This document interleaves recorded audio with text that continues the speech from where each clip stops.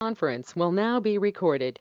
Okay, good morning, everybody. So we're going to do a little synopsis of Breishit and Noach to catch up, as we've started already. This week is Parshas Noach. Last Shabbos was Bereshit.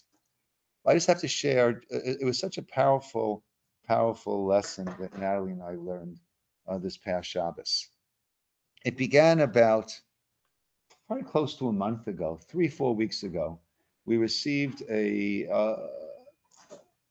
text or whatever, WhatsApp from one of my sons who lives in New York, and he's having a significant birthday coming up. Right, every 19 years, your Hebrew and English birthdays realign.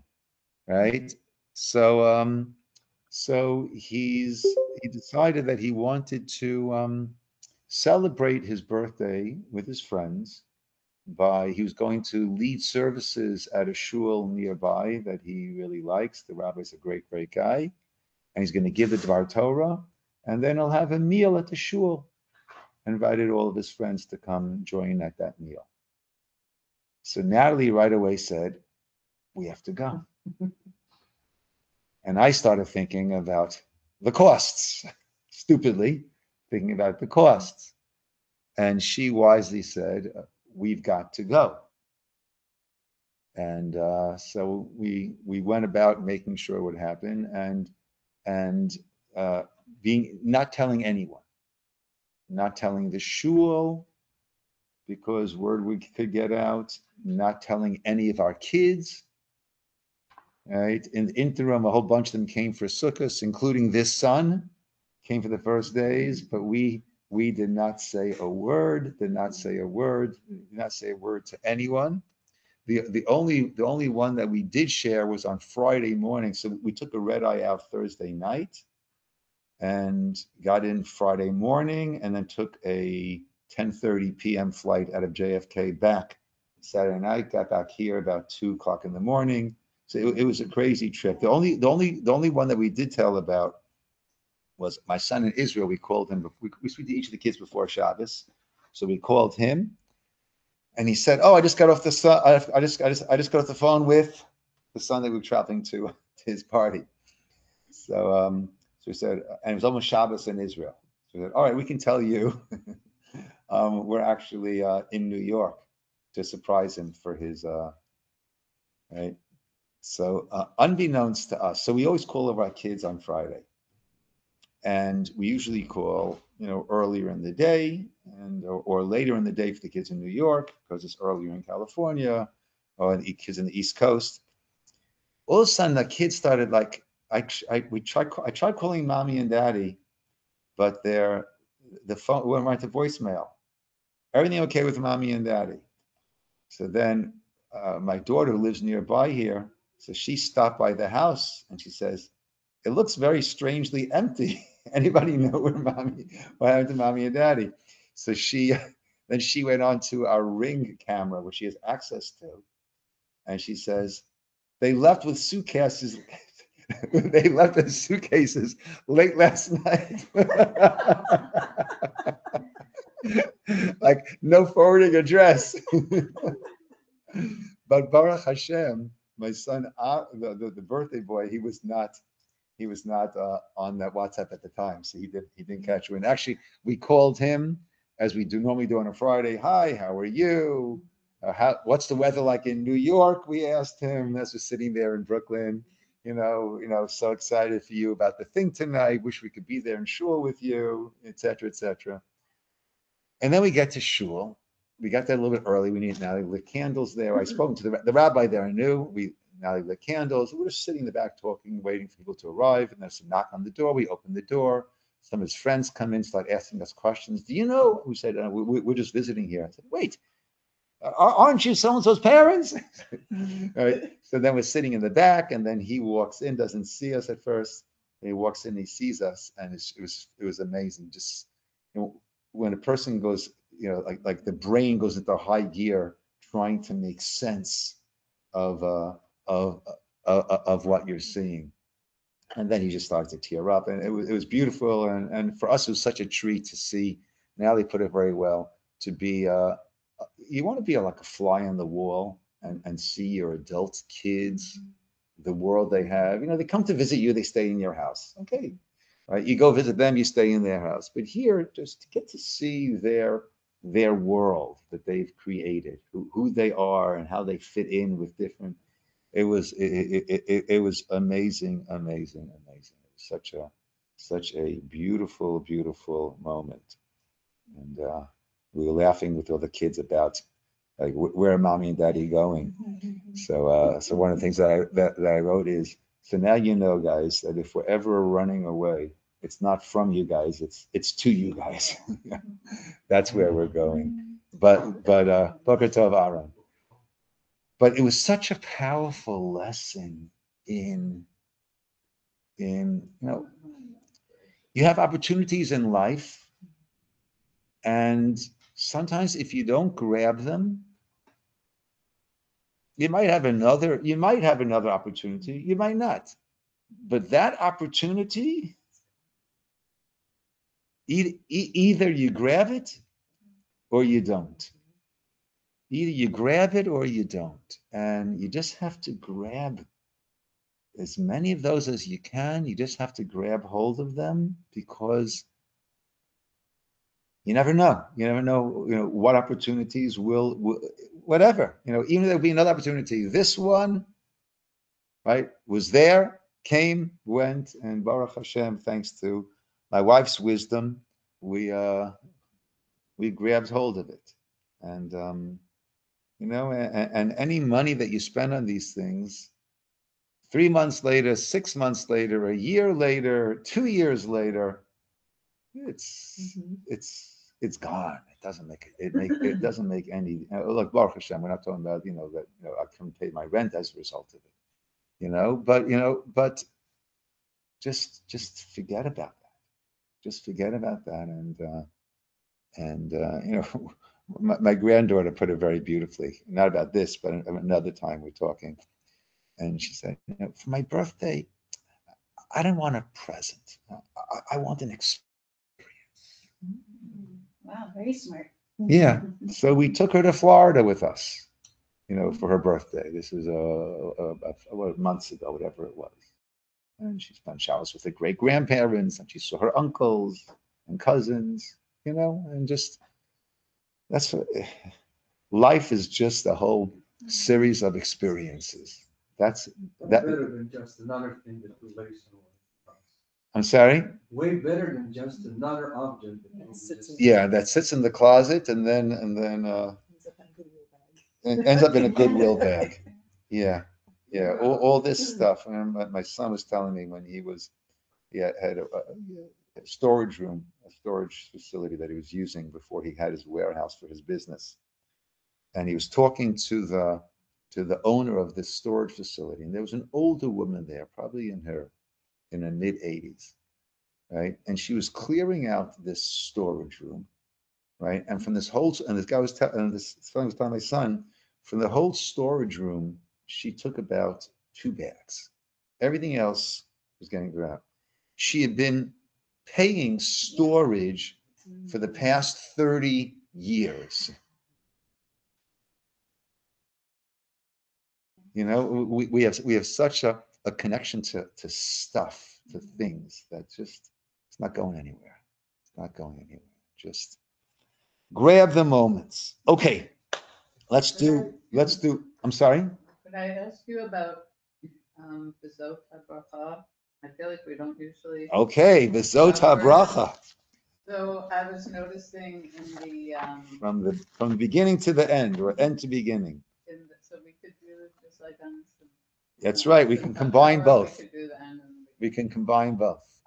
Anyway, there's this commentary that talks about Joseph or Yosef. Glorious roots contain dangerous elements, which. Where are we reading? Would, in the commentary on 11:17. 11:17. Those who have the stone chumash.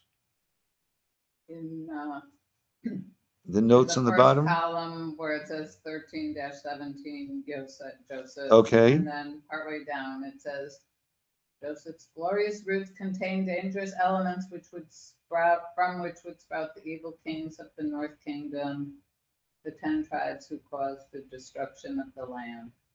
So I was curious a little bit more about that, because I didn't know anything about that. Okay, so yeah, so in verse, we're in Zos HaBracha, verse 13. So if you notice, if you look back just for a moment, right, Moshe is giving Zot HaBracha, is giving the blessings to each of the tribes. If you look on page 114, Judah gets 2 lines, Ruvain gets 1 line, Judah gets 114, 115. Reuben's blessing gets 1 line, Judah gets 2. Levi gets a little bit more. All right, turn to 117. Benjamin gets 2. Skip Joseph, goes Zevulun and Yissachar. They each get 2 lines. Together they get 2 lines. And 119, God gets 3 lines. Dan gets 1 line. Naphtali gets 2. Asher gets 2. So some of the commentators over here are wondering, why is it that Joseph got such a long blessing? And the blessing of Joseph, going back to 116, 117, verse 13, Yud Gimel, Yosef amam mevarechet Hashem artso. Blessed by Hashem is his land, the heavenly bounty of dew, deep waters, sun's crops, moon's yields, quick ripening crops, bounty, eternal hills, bounty of the land, its fullness, by the favor he who rested. So it's a long bracha, and it focuses much on the land. On that, on the notes on page 117, first column by 1317, Joseph, the second paragraph, Das Sofrim infers that since Moses felt the need to bestow such specific blessings on Joseph's territory, it would seem that Joseph's portion needed special divine grace to avoid catastrophe. Indeed, Joseph's glorious roots contain dangerous elements from which would sprout the evil kings of the northern kingdom, the 10 tribes, which caused the destruction of the land. So that is a reference to when King Solomon, right, King David, David HaMelech, had the United Kingdom. Oh, nothing to do with Britain. Had the United Kingdom, the United Jewish Kingdom, right? And his son Shlomo, Solomon, had that. And then his son Rechavam was taking over. And Rechavam was approached by the people and who said to him, listen, your father was a worldwide personality. The taxes have been so high to support this very elaborate, extravagant kingdom, right? You're great. You're not your dad. Lower it. It's too much for us to bear. He asked, give me 3 days and let me seek counsel. He sought counsel from his father's aged counselors, advisors, and they said to him, listen, work with the people and they'll be your devoted subjects. The point they're making is a good point. Work with them and you'll have them. He spoke to his childhood friend advisors, and they said, you got to show them who's in charge over here. If you show weakness now, they'll swallow you up. He comes back after 3 days and he says, my pinky is thicker than my father's thigh. If you thought he had a kingdom, just wait till you see the kingdom that I'm going to have. And they said, thanks, but no thanks. And 10 tribes left and became the northern kingdom, the Malchut Yisroel, and he was left with Malchut Yehuda, which was the tribe of Judah, and Benjamin, and Jerusalem. That's all that he was left with. And the Gemara says that, the Gemara has a beautiful, powerful statement. The Gemara says, if Im Yomer Lecha Yiladim B'nei Uzekanim store, if children will tell you to build and elders will tell you to deconstruct and don't build. Because the deconstruct of the elders is building, and the building of the children is deconstructing. And they give this case of Rechavam and his advisors. The elders said to him, deconstruct. lower the kingdom, lower the taxes, and that would build your kingdom. You'll have all 12 tribes.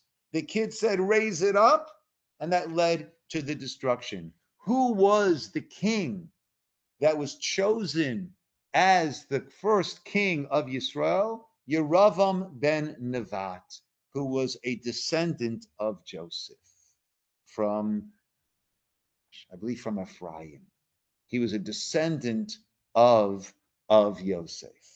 And he was afraid that when the first holiday would roll around, everyone would go to Yerushalayim, to the Beit HaMikdash, and there's a halacha, there's a law that only a king, direct descendant of David of Judah, can sit in the courtyard of the temple. They would see Rechavam sitting and see Yeravam standing like another commoner, and he would lose his control. He would lose his kingdom. They'd say, why do we leave to follow this guy when there's a real king that we could follow? So therefore, he set up guards preventing anyone from traveling to Jerusalem. He set up 2 golden calves, one in Beit El, the other one in Dan.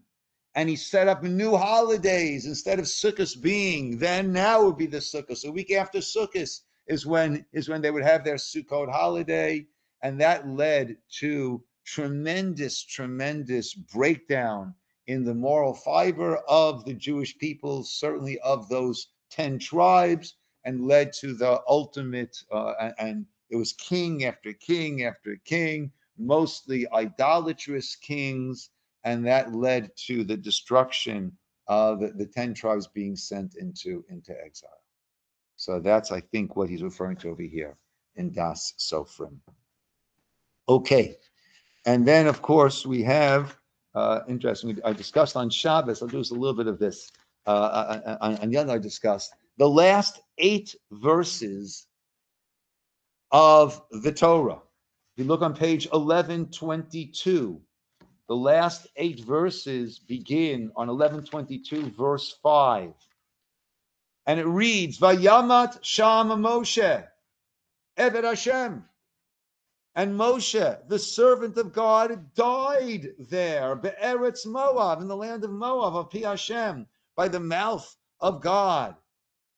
Vayikboroto, and he was buried, the guy in a depression in the land there, in the land of Moab, across from Beit Peor. And no one knows of his burial place until this day. And Moshe was 120 years old on the day of his death. And there was no diminishing of his vision or of his vigor. And the children of Israel cried for Moshe for 30 days. And then those days of the crying for the mourning of Moshe passed. Yoshua ben Nun then steps forward, etc., etc. So the question the Talmud asks is, who wrote these psukim?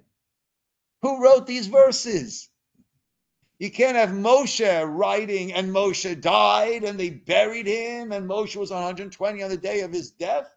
You can't have Moshe writing that. The Torah is true.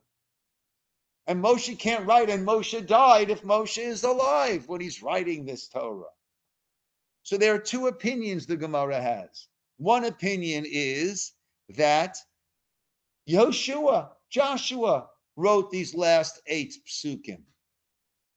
The difficulty with that approach is that earlier on it says Moshe placed the Torah into the ark, and that means the entire Torah. And if it wasn't an entire Torah, it was missing the last 8 psukim, it's not the Torah. So how can we say Moshe placed the Torah in the ark if it was not a complete Torah? The other opinion says Moshe wrote it bidema, normally translated as Moshe wrote it with tears. Okay? So he just traced it out, or he was crying as he wrote it. The problem with that is, no matter how he writes it, if it's not true, it's not true. So how could he write it non-truthfully in the Torah? So these are 2 opinions, each of which are problematic.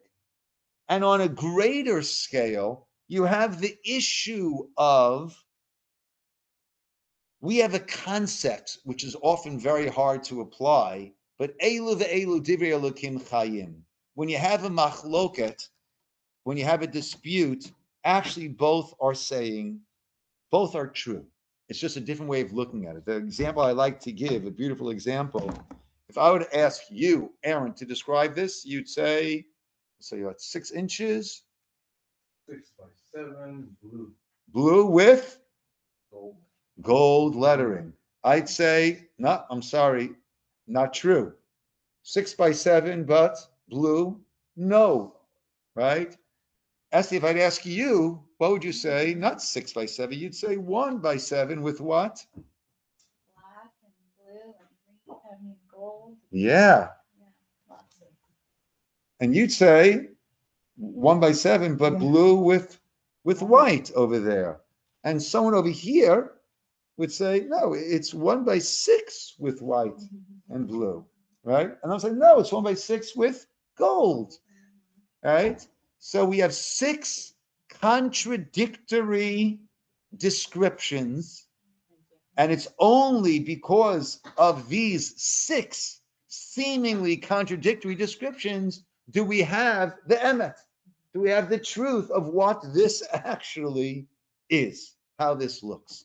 So too they say when there's a dispute between the sages, we say, Elu ve'elu divrei Elokim chayim. These and those, they're all the words of the living God. They're all true. So how do we understand? Yoshua wrote it. Moshe wrote it with tears. Which one did it? It can't be both, right? And again, either one has problems. Moshe wrote it with tears. It's still not true. Yoshua wrote it, then it's not a complete Torah that we referred to earlier. The Vilna Gaon says, no. It all fits beautifully. And he explains as follows. And this is a concept that we had before. The Ramban says this in his introduction to the Torah. The Ramban says that, the same way that if you look in the Torah itself, there's no vowels, there's no period when a sentence ends. It's just a string of words. See, he says the primordial Torah, the Torah in its original state, was a string of letters. No word breaks. Just like we have no sentence breaks, there were no word breaks. It was a string of letters. And Kabbalistically, it spelled out all different permutations of God's names. That's what the whole Torah was before it was broken up as we have it into the words that we read. So he says dema can mean tears. Dema can also mean a mixture. Meduma, mem dalid vav, mem ayin is a mixture. So Moshe wrote it bidema. Moshe wrote these last 8 psukim as a mixture, without any breaks between the words. It was a string of letters that Moshe wrote. And the meaning was, Kabbalistically, whatever it was meant to mean, whatever it could mean. And that was the Torah that Moshe then put into the ark. It was a complete Torah. And therefore it didn't spell, and Moshe died, because we weren't breaking it up into those words. So therefore it was a perfectly true Torah and a complete Torah. Afterwards, Hashem told Yehoshua, okay, your Sefer Torah, now these last 8 psukim need to be divided up to read as we have it. And Moshe died there, Eved Hashem, the servant of God, in the land of Moab, Al Pi Hashem. So therefore, in fact, Moshe wrote it bidema, in this mixture way, no breaks. And Yehoshua, so who wrote the Torah? Who wrote these last 8 psukim? Moshe wrote it, and Yehoshua wrote it. Moshe wrote it bidema, in a mixture of letters, and therefore there's no untruth that he's writing because it didn't yet spell out. It wasn't yet broken up into, and Moses died. And who wrote it? Last 8? Yehoshua wrote it. Moshe wrote it bidema, as a mixture of letters. Yehoshua wrote it with it being broken up as the way that we have it. So therefore, Elu ve'elu divrei Elokim chayim, this and that both are the words of the are true. It's just different glimpses. Yes. When Moshe wrote it, would there be the Sophie letters, like the tzaddiks? Oh, that's interesting. That's an interesting question, right? When the Torah was written as a string of letters, the primordial Torah as a string of letters, did it have a Sophie or not? And probably not. Probably not. Unless, yeah, and the last word of the Torah is Lamed, so it's not a Sophie. So that's an interesting question, Judy, and it would seem not. That's what it would seem. Yeah. Okay. Let's now go to the beginning, right? As Judy said, in Simchas Torah mode, we'll finish the Torah and start the Torah. So, yeah, Rabbi Sachs. So we have Breishit, which is creation, Adam and Chava, Adam and Eve, Cain and Hevel, and then all the generations that followed after them. At the very end of Breishit, we have the birth of Noach, and then the next parsha, this week's parsha, Noach, is the flood and the Tower of Babel. At the very end of Noach, we have the birth of Avram. And then next week's parsha is Lech Lecha, when Avram is told, go forth. And that is the start of the Jewish people, all beginning with Avraham. So we have these two parshiot as the preamble to Avraham. Avram, later Avraham.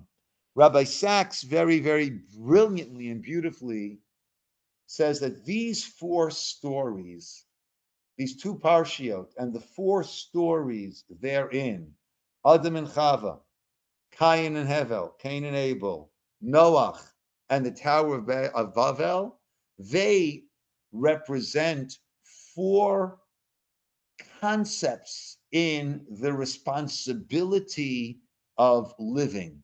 And that's what needs to be before we can even begin a nation of Israel. These are foundational principles of society that need to be firm.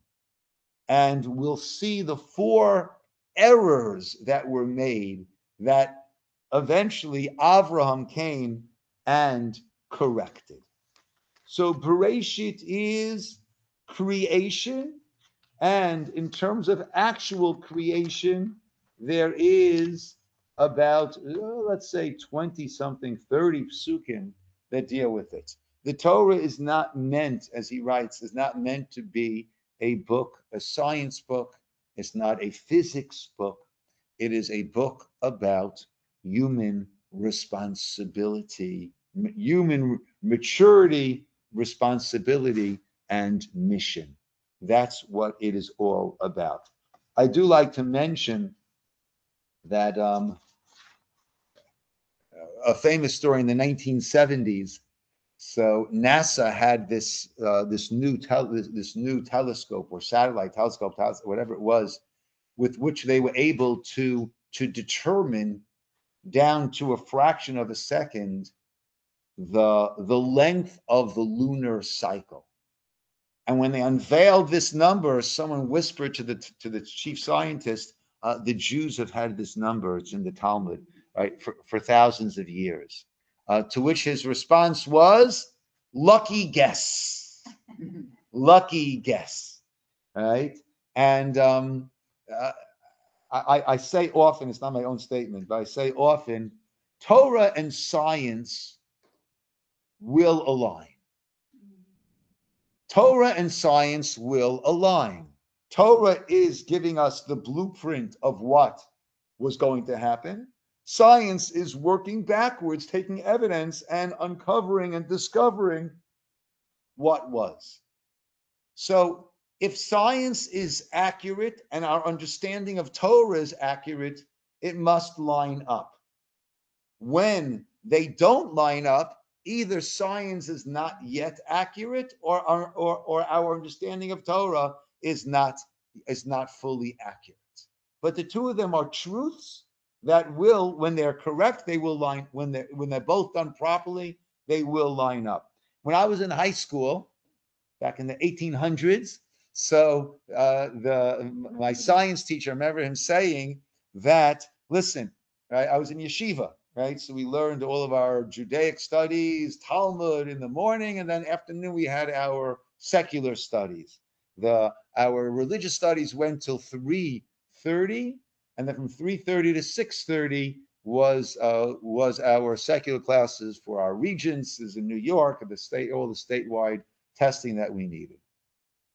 So he said, listen, whatever your rabbis tell you in the morning, whatever they tell you. I'm teaching you science, right? And the world, he taught us the constant state theory, right? Which is what Aristotle believed. The world always existed, right? That's what science was teaching, at least my science teacher, in the 1970s. And then, of course, science understood this ever-expanding universe, and therefore there needed to be a point of beginning, and therefore there was creation. So science came around, as someone wrote it, when they reached the apex of their scientific thought and understanding, they were surprised to find the creationists. When they climbed that summit, they were surprised to find the creationists sitting over there. Right? Because they realized there was a point of beginning, the Big Bang, right? So Breishit, in the beginning, science agrees now. Now there's bara Elokim, the next two words, God created. Okay, we'll have to, right? They still have to come to that. But to me, this is an example of the merge that must happen between Torah and science. And one last point on that before we get to Rabbi Sachs's responsibilities. If you had to choose a word that would describe the Big Bang in terms that people for thousands of years could appreciate it, arguably, I think, or light would be the wonderful word, the term to use. And that is the first point of creation that we hear. Or God said, let there be light, by he or, and there was light. And Big Bang says there was this explosion of energy and light that took place. Okay, well, let's go to Rabbi Sachs's levels of responsibility. So they are given a task. They are given a sense of responsibility. Now, people mistakenly think that the very first command given to humankind was, don't eat from the tree of knowledge. In fact, take a look on page 12, verse 16, right? 12, 13, Hebrew, English, Pasuk Tet Zayin, Pasuk verse 16. The very first, Vayetzav Hashem Elokim el Adam lemor, God commanded Adam, saying, Mikol Eitz Hagan Achol Tochel, from all the fruits of the garden you shall eat. The very first command was eat, enjoy. I've given you a beautiful world. You're literally in the Garden of Eden. Enjoy all the things, eat. Reminds me of my grandmother, Essen mein Kind. Essen mein Kind. Essen, as my grandmother would say to me, eat, my child, eat. Eat more. Essen mein Kind. That's the first command that was given. The second one is me'etz hadas tov v'ra lo tochal mimenu, but don't eat from the eitz hadas tov v'ra, right? In other words, in the most simple form, recognize that you're living in my garden. Respect the boundaries, right? It's not your garden, it's my garden. And I always say, whenever a Jew is careful to eat kashrut and walks into a supermarket and examines to make sure that there's kosher certification. That is our Garden of Eden moment, right? Recognizing that we're in God's world, in God's garden. Okay, and then we know that Chava ate, gave to Adam to eat, and then what happens? Let's take a look over here. The blame game. Page 16, page 17. God says to him, verse 9, Pasuk Tet, 16, 17, where are you? And he says, I heard your sound in the garden, and I was afraid because I am naked and I hid. Who told you? Did you eat from the tree I told you not to eat? Classic words, Pasuk Yudbet, verse 12. And the man said, Ha'isha asher natata imadi he not li. Right? Places the blame two other places. The wife, the woman that you gave me. I mean, one of my sons, when he's a little boy, he was spinning around, getting so dizzy, and then he fell. And he points to one of his brothers, you did this to me. The first thing is, you did this. The wife did it. You, God, did it. You gave me the wife. Next verse 13, Hashem says to the woman, what have you done? What does she say? Hanachash hishiani. The serpent deceived me. So Rabbi Sachs says the very first pillar is taking personal responsibility. Right? We live in a world where people say, where we deny our personal responsibility, right? It's society, it's my upbringing, it's my genetic determinism that controls me, and I have no control over here. I'm not to blame. I am a victim of it. When we say Hashem made human beings b'tselem Elokim, that means that we have bechira. We have our freedom of choice. I quote over and over from Man's Search for Meaning, Viktor Frankl.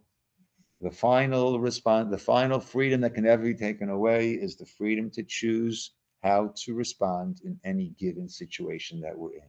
We don't have the freedom over which situations we're in, but we have the freedom to decide how we're going to respond. That is Tselem Elokim.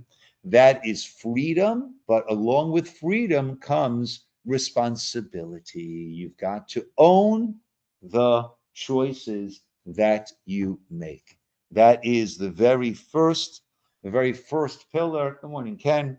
Right? That is of humanity, of a functioning society, that a person cannot deny their personal responsibility. We need to take responsibility for ourselves, for our actions.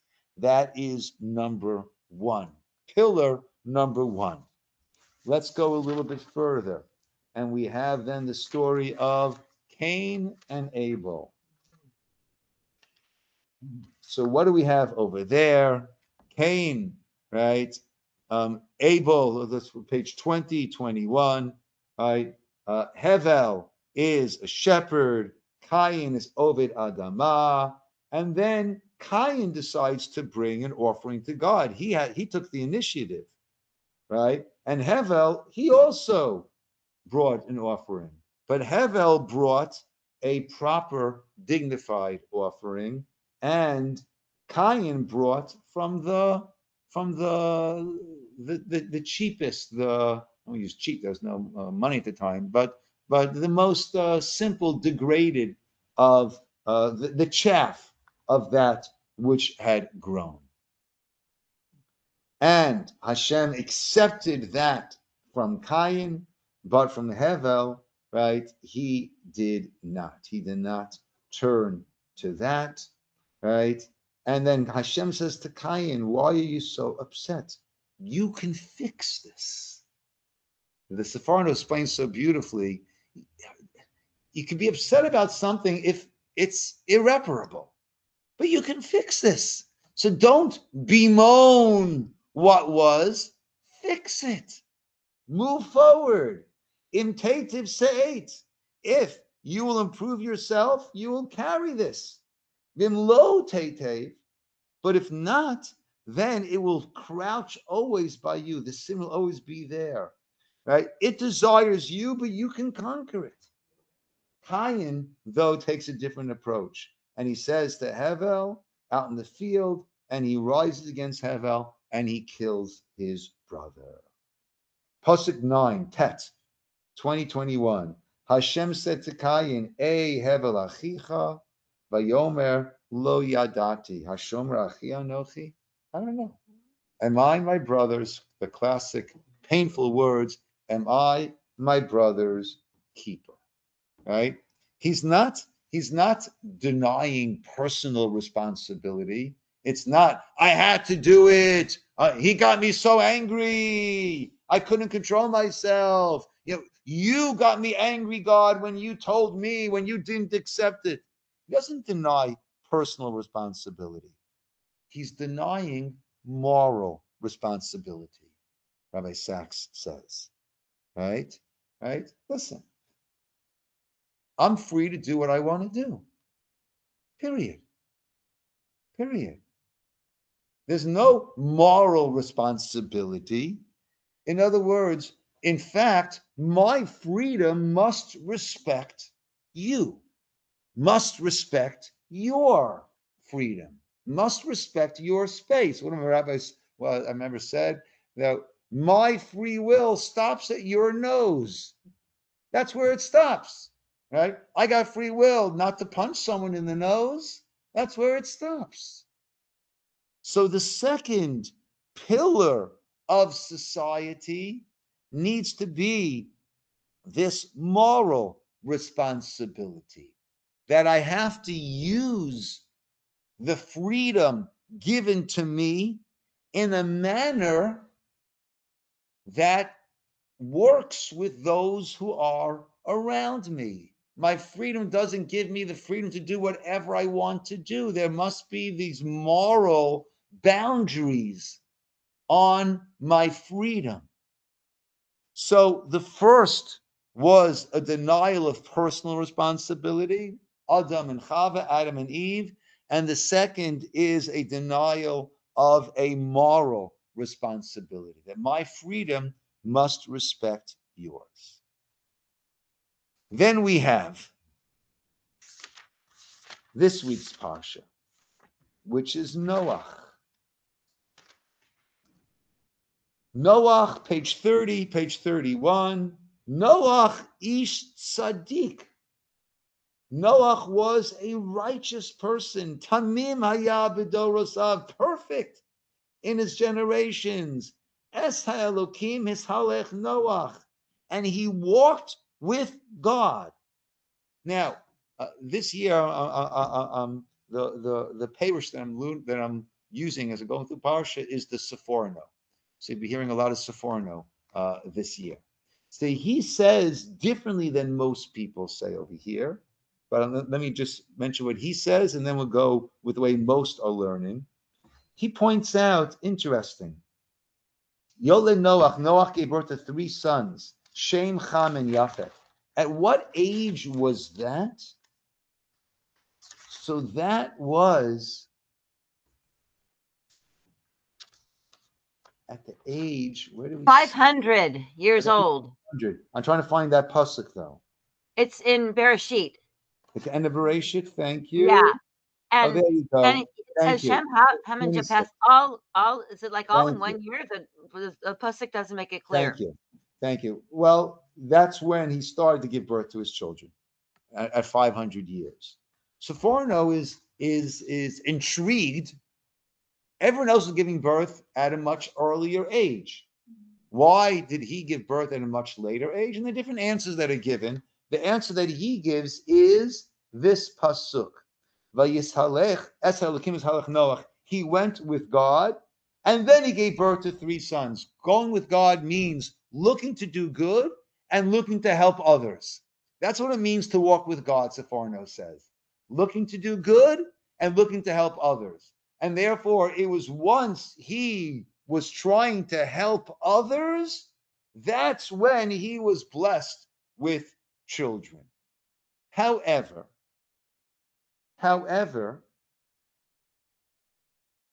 Rabbi Sachs points out, Noach never speaks. There's not a single place in this parsha, last parsha when he was born, where it says, Vayomer Noach. And Noach said. Noach never speaks. And he describes him as an expression of a tzaddik in pelts, which is a term that I'm a tzaddik, but I'm wearing my fur coat, meaning I'm making sure that I'm nice and warm. Everyone else, whatever.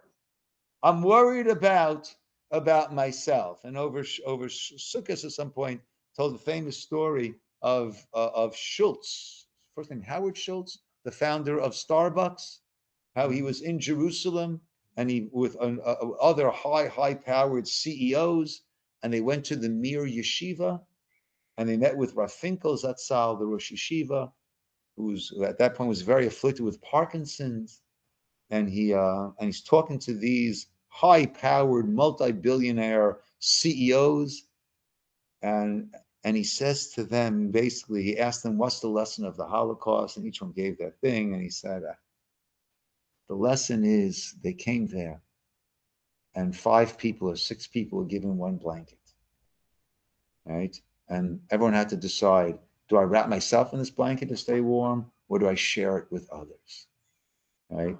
And they shared the blanket. It's warmer that way too. Could be.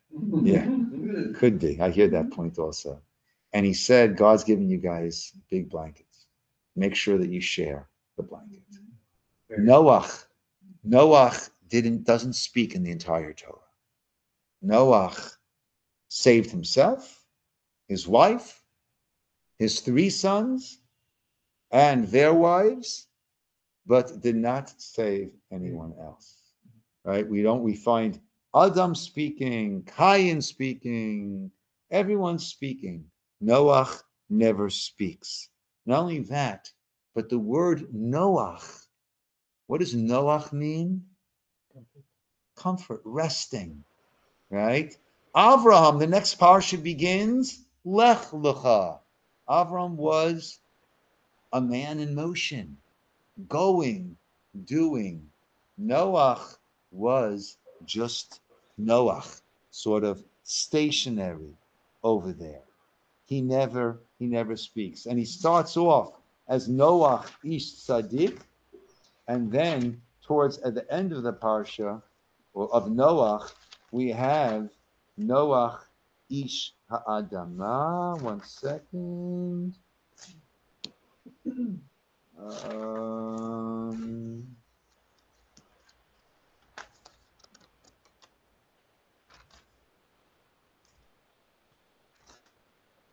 Yeah, on page 38.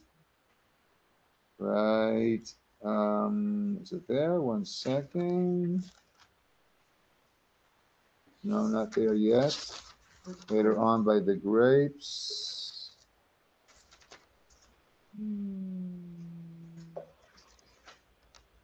Yeah, page 42, verse 21 or 20. Vayachal Noach ish ha'adamah. Noach, a man of the earth. He went from Noach ish tzaddik to Noach ish ha'adamah, and ended up becoming an absolute embarrassment. Getting drunk, naked. He was not embarrassed. Adam and Chava were naked, and they were embarrassed. Noach is embarrassed. V'lo yipashashu, not embarrassed. That was the story of Noach, which is to deny collective responsibility. Adam and Chava denied personal responsibility. By Noach, there was a failure in the collective responsibility, that I need to be responsible for others. We say, Kol Yisroel Arevim Zelazeh. We are all Arev, guarantors for one another. We are all mixed with one another. We are all on the same boat. The famous example, mashal, parable that's given is I pay for my seat on the boat. I take out a saw and I start to cut a hole under my seat. No. I pay for the seat, yeah, but we're all on the same boat. And we need to feel this responsibility for one another. We need to recognize. So there was the failure of the personal responsibility. There was the failure of the moral responsibility. Now was the failure of the collective responsibility. Yes, though.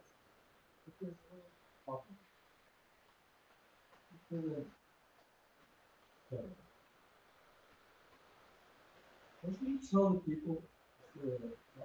Yeah. What's going on with you? Yeah, but either he's not doing it very convincingly. Yeah, right. Don't think a valid point. The reason why it was going to be a flood and an ark to save them was that people would see and ask. But the fact again, but unsuccessful. Right? He's been described as the least successful kiruv worker, right? A person trying to do kiruv, trying to drawing others close to God, right? In the history of humankind. And then we have at the very end of this parsha of Noah, there we have a 9-verse episode on page 48, 49, chapter 11, the Tower of Babel. What is it that they're trying to do? And the psukim are very, very limited about what it says, what they wanted to do. But, right, they made bricks. They had their technological advancement. And with this, they thought, we can build this tower. The Nasa Lanu Shem, that will establish our name, right? We will be in charge. We will be in the heavens. We will be the ones who will be in control, right? And therefore, like we had before, personal responsibility and then collective responsibility. We had moral responsibility. That was by Cain and Hevel. And this is what Rabbi Sachs calls ontological responsibility, to recognize that we must be connecting to God, that there is a power beyond us, and that is what we must connect to. That it's not, they wanted to say that, we'll decide, we'll be on top, and we'll make all the rules without there being any responsibility to a higher force, a higher being. And we've seen historically what that leads to, the death, the persecution, the genocide that it leads to, when we will decide, right, whether it's communism, right, and the tens of millions who died through that, and the Gulag Archipelago, right, Solzhenitsyn, the incredible book that gives you a glimpse into what was over there, Nazism. That's all that we will decide. We are in charge. It is power that will decide. Might, not right. We will decide, and we're above that. I think the famous quote from Richard Nixon. Right? I can't break the law. I'm the president. I am the law. It's not an exact quote, but along those lines. And when you have a society like that, that leads to the most cruelty and a breakdown of morality, a breakdown of society. So Rabbi Sachs brilliantly writes through. I'm getting this from, he has a fantastic book, To Heal a Fractured World is the title of the book, and highly, highly, highly, highly recommend that. To Heal a Fractured World. And he goes through beautiful concept after concept after concept, but how the Torah heals a fractured world, or is the means through which to heal a fractured world if we only were to take in these universal teachings of the Torah. That's not just for the Jewish people, but it's for all of God's children, it's for all of humankind. And before we can get next week to Lech Lecha, to Avram, we need to recognize these four pillars of a functioning, uplifted society: personal responsibility, moral responsibility, collective responsibility, and ontological responsibility. Personal, I'm responsible for myself. It's not you did it and you did it. There's no determinism. It's me. It's not everything goes. My freedom stops, cannot deny yours. My freedom must respect yours. I need to be concerned about the others also. I can't just put myself into an ark to save myself and everyone else can just go to heck. And also, I can't try to make a moral society based on my power, my might, my thinking.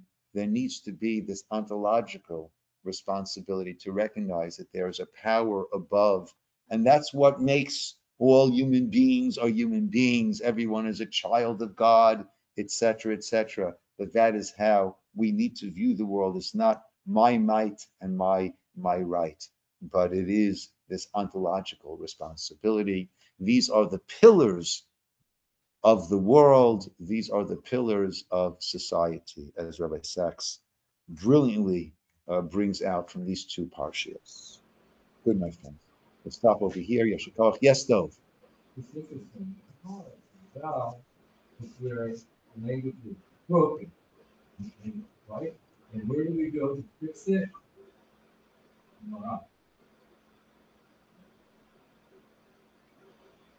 We go to Gemara to fix language. Make the language correct again. We got X out, boom, there we are. Okay. I hear that.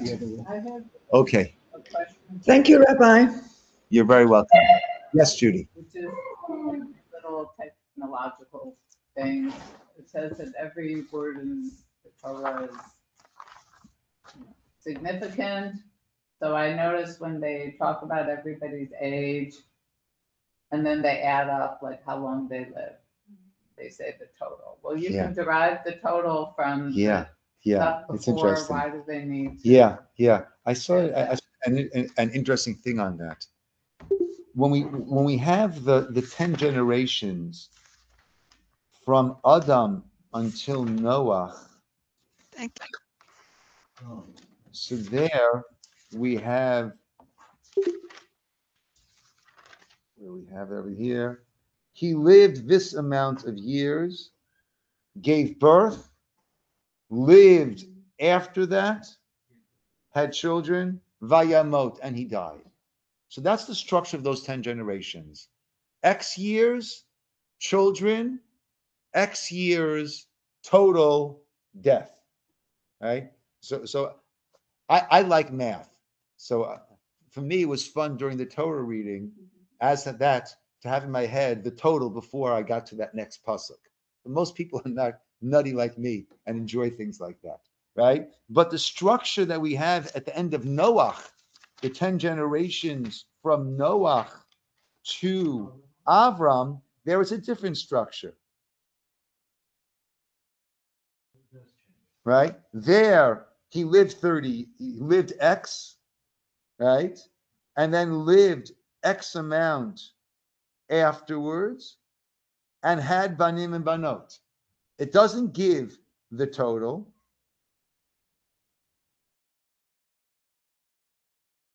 Right? It doesn't give the total by Noach, right? And it doesn't say vayamot, and they died, right? So I saw an interesting idea. Until Noach, the world was in terrible, from Adam, Cain, Hevel, to Noach, there was terrible moral state. And therefore, vayamot, and they died. There was nothing that followed afterwards. So there we have X gave birth, X total, nothing. The total equals vayamot. The next generations, until Avram, it was not great, but there were some who were righteous along the way. And therefore, it doesn't say vayamot. They might have, right? Vayamot, death means not just physical death, but absolute death, nothing afterwards. By those generations, it's not vayamot. And we don't add up the years and then they died and then it's over. Meaning that there was, their totality was not zero, was not death. And that's why. So it would, according to this, I just saw there's a person came to daven, a young guy, very fine person, came to daven here with his kids, and he handed me a sefer that he had written to have, right, and he brought up this question about the structure, and I might be adding just a little bit to what he said, probably not, but by having this plus that equals death, right? By emphasizing this, the totality, by giving the tally, which, like you said, we can do on our own, right? By giving the tally and following that with vayamot, right? That shows that there was a sum total of zero. That's what that's what the Torah might be emphasizing. Yeah. That's a nice question, and yeah, and now I see why he handed me that sefer, and I happened to look at that one, so I could have something to say to Judy when she asked me the good questions. Okay. What company are you with? All right, my friends, we'll call it over here. Good seeing everybody. And I'm at the tail end of Shavua tov, everybody. Is there a website and